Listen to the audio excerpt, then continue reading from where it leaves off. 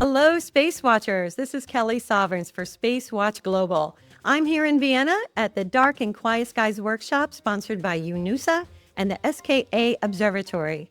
With me now is Rosanna Hoffmann, and she is the lead for space law and policy at UNOOSA. Hello, how are you again? Hi, Kelly. Lovely to see you again. And you too. So, Rosanna, I have a few questions for you. And I know that in your many duties, you also lead the Global Space Law Project. I'd like to find out more about that and what some of your objectives are. Thank you so much. So first of all, Kelly, thank you for asking that really important question, because it's really at the core of the work that we do here at the United Nations Office for Outer Space Affairs at UNOOSA. And what it is provide legal advisory service to UN member states at a core function of the office. So how do I draft my space policy? How do I draft my space law, my regulation? If I'm currently looking into establishing a space agency, a spaceport, a launch facility, you might want to reach out to us to see what aspects should you consider, especially around space sustainability and safe operations in outer space. So that's really at the core of the work of the Global Space Law Project. Rosanna, that's really important work. And since there are so many late entrants to space or emerging space nations, I would imagine that there are some trends that you're seeing today that are different from the early entrants to space. Can you talk more about that? Oh, yeah. So we call them emerging spacefaring nations, right? So when we think about national space law going back to the 60s, it was really all about authorizing and supervising, putting some type of regulation in place that lets your national operators know they need prior authorization before doing the activity. Things have changed somewhat, and I would say they've changed to the better. It's now clear to a lot of national regulators and operators alike that we need to think beyond purely receiving a license and being sure we're being supervised in regards to our activity, but making sure that we're implementing standards and rules and regulations in regards to space sustainability. So that means what we really see as a clear emerging trend is that states implement the long-term sustainability guidelines, the space debris mitigation guidelines into their laws, into their regulations, and by that also ensuring that not only today's operations will be done safely and sustainably, but our future operations can be done at all. I would say that's one of the clear trends we see. That leads right into the next question I wanted to ask you anyway, and that is about success criteria. So you were guiding, you're providing tools, and we'll talk about that in a moment, but really what does success look like when you say short term and then longer term? Again, brilliant question. And I did not read them before. So this is really on the spot. So I would say short-term success for us is, first of all, raising national awareness. So oftentimes when we travel to countries requesting these type of legal services, it's the first time they really hear about the treaties.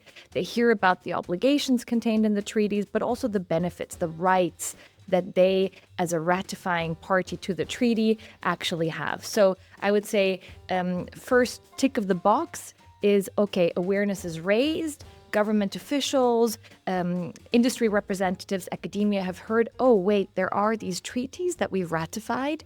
They give us rights, they give us obligations, and now we need to go on to step two.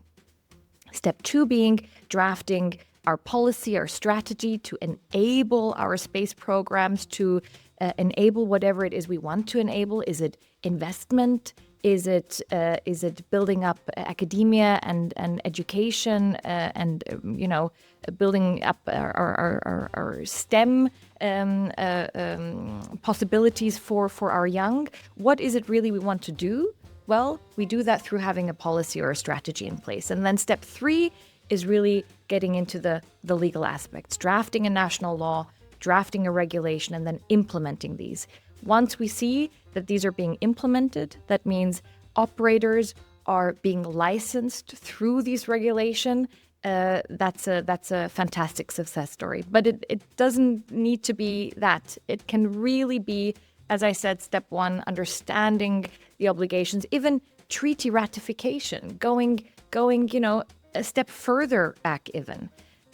So yes, I could continue rambling on about the success stories we've had, but there's a lot of steps that can be counted as success.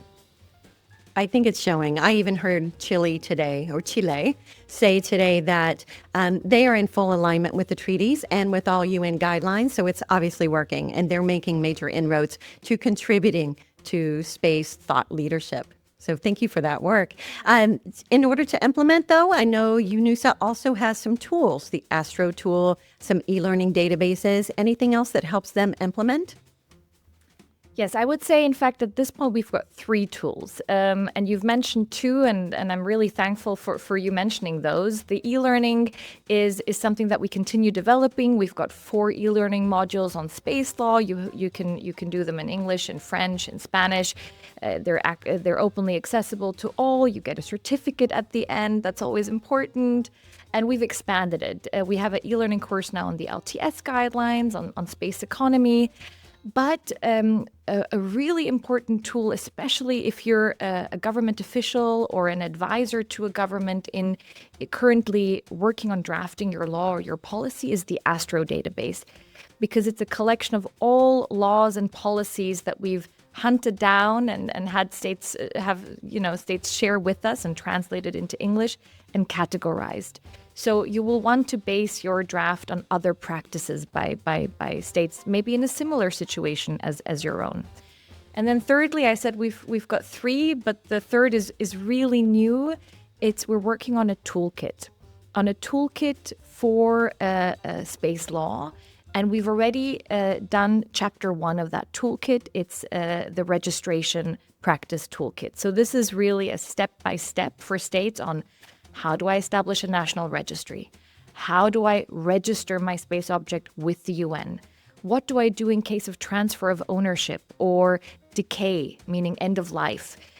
All of these issues, you really can use that toolkit to understand better based on best practices shared with us.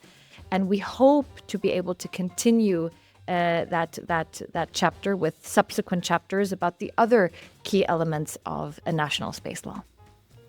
That's exciting. I know we're out of time, and I wanted to thank you for all of the information that you shared. And I'm excited about the tools that everyone has as they start building up their space infrastructure, no matter how evolved they are in the space industry. Thank you so much, Rosanna. And for now, we'll say Space Watch out.